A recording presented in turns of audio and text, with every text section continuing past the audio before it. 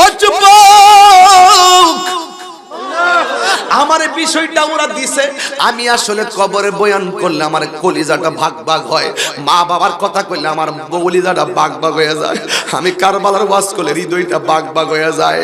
কেন জানুনি? এটা ওয়াজ না, এটা হলো একটা চেতনা। চেতনা আমি মরণের ওয়াজ করতেছি। এই সিয়ারটা বড় সাংঘাতিক, এই সিয়ারটা বড় সাংঘাতিক। আমি যে কথা বলতেছি আপনাদেরকে, এখন আমি কতটুকু বালা মানুষ, আমি যে আপনা করে বইতাছি, আমি কতটুকু আমল করতে পারতেছি। আমি যে কইতাছি আপনার আর মরণ আইব, এই সিয়ারে যে কথা কইতাছে তার মরণ কোন দিন আইব কোনো গ্যারান্টি আসেনি। এই জন্য আব্বু এই সিয়ার বড় সাংঘাতিক। আল্লাহ কো তোমরা কি মানুষকে আদেশ দিতেছো আর নিজেদেরকে বলে রয়েছো? হিন্দি মিন টাইমে বলে গেলে চলবে না রে বাবা। এই জন্য চোখের পানি আজকে সাক্ষী দেয়, কবরবাসী আজকে আনন্দে খেলাধুলা করতেছে। চোখের পানি সাক্ষী দেয়, ভিতরটা সাক্ষী দেয়, কবরের মানুষগুলো আশা করতেছে আজকে আমার পোলা আমার লাগে টিয়ারা মাহফিলে দোয়া করব, আজকে আমার পোলা আমার লাগে টিয়ারা মাহফিলে দোয়া করব, আজকে আমার স্বামী আমার জন্য দোয়া করব। যেই বাড়িটা আল্লাহ বানাইছে, বাড়িটা যে কেমন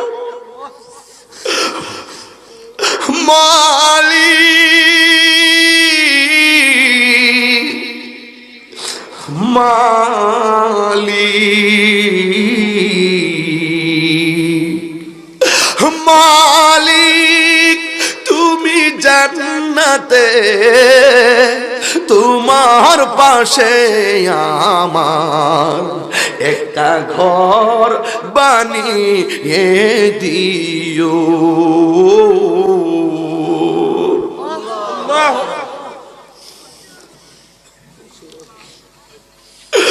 মালিক মালিক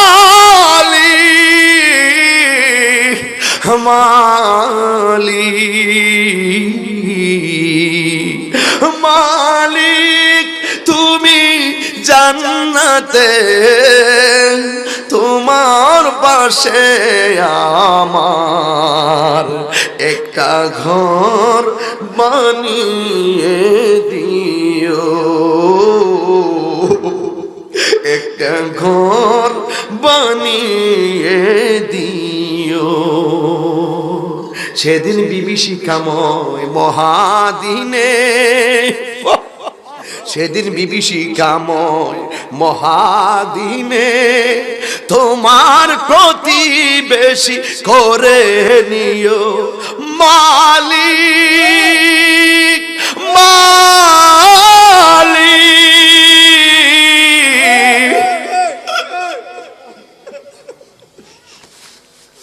মালিক।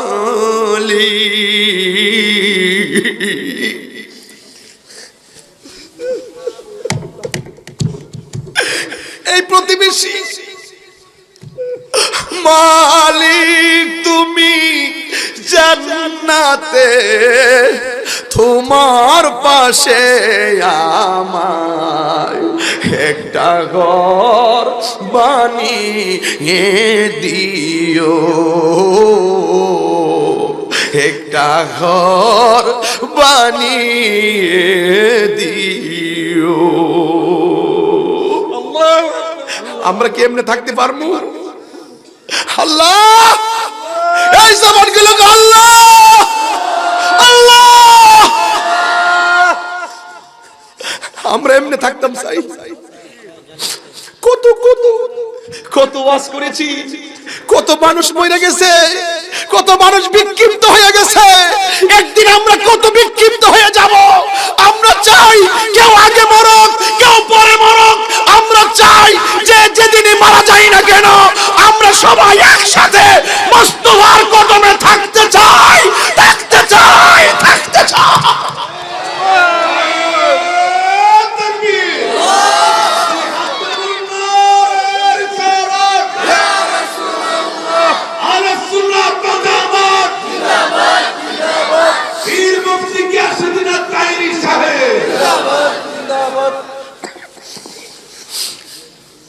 যুবক তোমাকে বলছি যুবক, তোমাকে বলছি, তুমি মনে করো না মুরব্বিটা দাড়ি পেকে গেছে তাই বলে তোমার আগে মুরব্বি মারা যাবে। ভুলেও না, মুরব্বির আগে তোমার মরণ হয়ে যেতে পারে।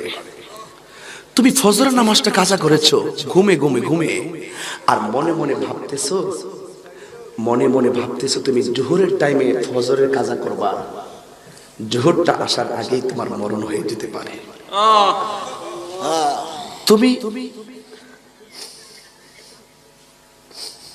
তুমি কাউকে কষ্ট দিবা?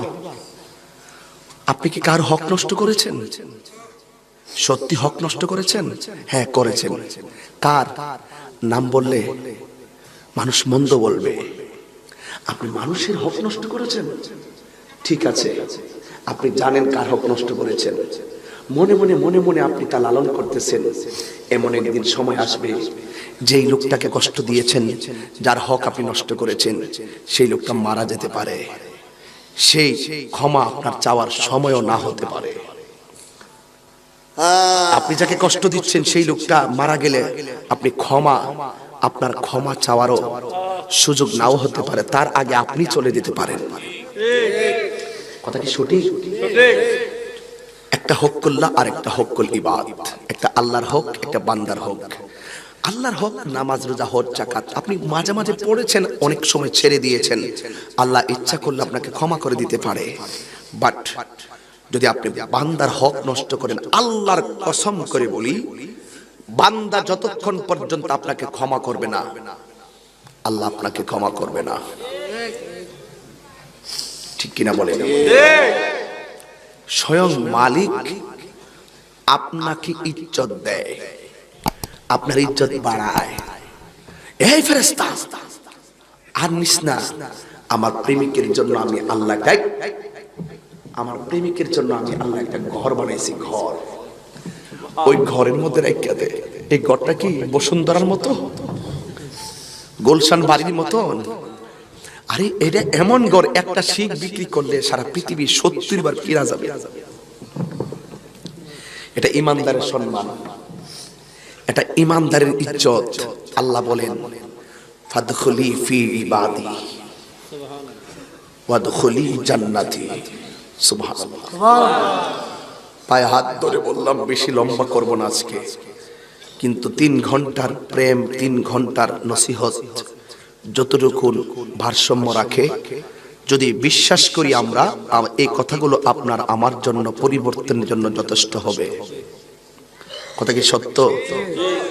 আল্লাহ কি কই শুনেন। এই দিক দিয়ে আব্দুর রহমান মিয়ার লাশটাকে, আরে আমরা তো নাফরমান, আমরা শুকরিয়া আদায় করতে পারি না। আরে শুকরিয়া আদায় করতে পারি না তো। এই দিক দিয়ে আব্দুর রহমানের লাশ কবরে নামানোর জন্য মানুষ ব্যস্ত হয়ে গেছে। 3টা কাপড় দিয়ে তারে বাইন্ডিং করবে, জানাজার মাঠে নিয়ে যাবে। একটু আগে আমি ছিলাম তাহিরি সাহেব, মারা যাওয়ার পরে আমার ইমাম সাহেব কই মরহুমের লাশ আইছে।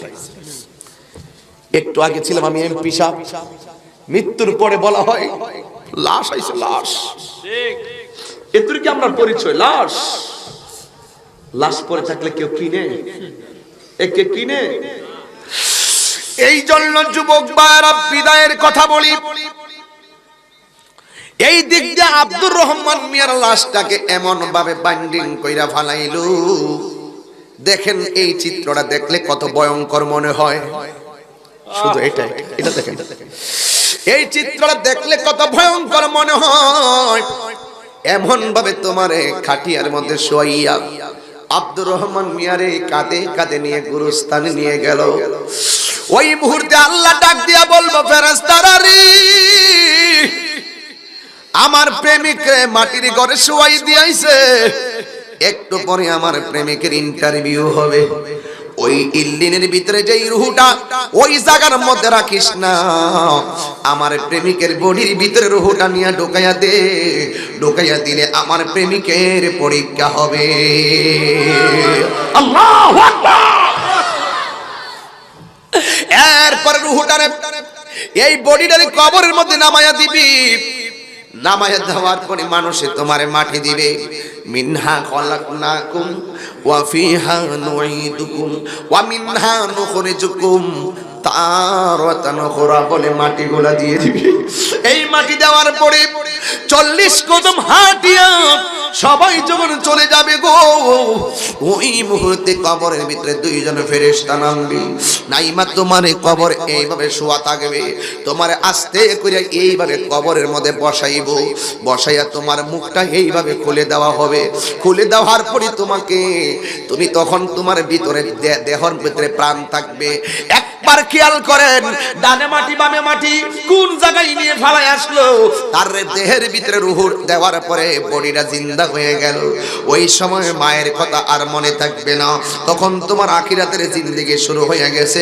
যেমন ভাবে মায়ের গর্ভ থেকে দুনিয়াতে আসার পরে তোমার মায়ের পেটের কথা মনে নাই, ঠিক এমন ভাবে মাটির পেটের ভিতরে যখন যাইবা দুনিয়ার কথা মনে থাকবে না।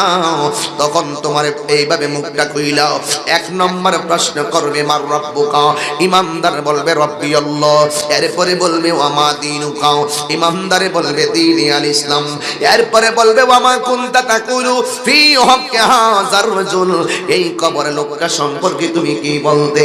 ইমানদারে বলবে তিনি তো সেই যার কথাই আমরা আল্লাহকে এক বলে সাক্ষ্য দিয়েছি, তিনি তো সেই আল্লাহর হাবিব মুহাম্মদুর রাসূলুল্লাহ।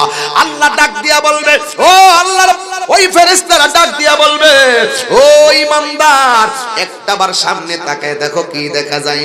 ইমানদারে 3টা প্রশ্নের উত্তর দেওয়ার পরে ইমানদারে বলবে আমি তো সামনে জাহান্নামের আগুন দেখতেছি, দাউ দাউ করে জ্বলতেছে, আমি তো দেখতেছি ভয়ঙ্কর জাহান্নামের আগুন। এবার ফেরেশতারা ডাক দিয়া বলবে তোমারে কবরের ভিতর যে 3টা প্রশ্ন করেছি, এই 3টা প্রশ্নের উত্তর যদি তুমি দিতে না পারতা তোমারে ওই জাহান্নামের আগুনে ফেলে তোমাকে জ্বালানো হইতো।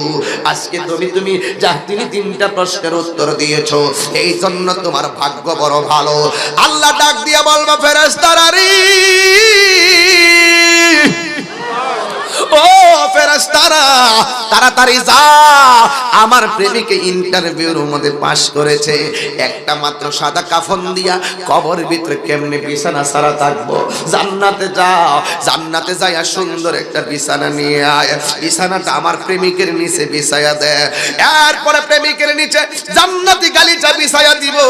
ইমানদার ওই বিছানার মধ্যে এমন ভাবে শুইয়া যাইব, এমন ভাবে শুইয়া যাইব, যখন এমন ভাবে কাইত হইয়া শুইয়া যাইব তখন ইমানদারে শুয়ে শুয়ে মনে মনে ভাববো ভালোই তো হইলো, নবীরে দেখলাম উত্তরও দিলাম, বলো ভালো লাগতেছে, বিছানাটা বড় আরামের। কিন্তু হঠাৎ করে ইমানদার চোখটা খুলবো, খুললা দেখবো এই দিক দিয়ে একটা নূরের বাতি জ্বলতেছে।